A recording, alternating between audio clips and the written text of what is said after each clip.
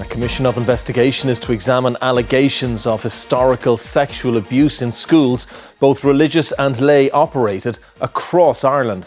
It's been given a 5-year timescale for its work. The issue of a financial redress scheme for victims will also be addressed, with the Minister for Education, Helen McEntee, saying that religious orders will be expected to contribute financially. 2.5 years ago, RTE's Black Rock Boys documentary sparked a surge in disclosures of abuse at schools run by religious orders nationwide.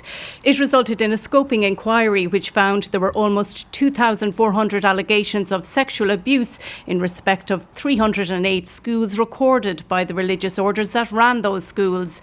Today, the Minister for Education announced a commission of investigation into historical sexual abuse in all schools. This was a wish expressed by many survivors, and I can confirm this today. The Commission will be independent in its work and will begin this work in the coming months. The Commission has been directed to complete its work not later than 5 years after its establishment and to do its work in the most cost-effective way. Leading the Commission, Mr Justice Michael McGrath will be supported by a team of commissioners.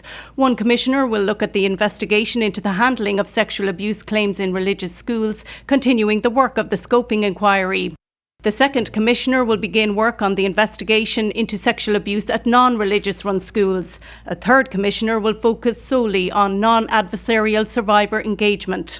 We need to appreciate that not every case can be investigated, and I think it's important to be clear about that. We'd urge the Commission to be transparent about their methodology of selection of those cases, and I think that's important because survivors need to trust and the public at large need to be made aware or need to trust what the Commission are doing. There's been a lot of inquiries. The government has had a lot of initiatives on various different social issues, and we need to make sure that this doesn't fall into the same failures that the previous ones do, which were taking too long, being uncomprehensive and not having hard findings at the end of them. The Commission will begin its work in October.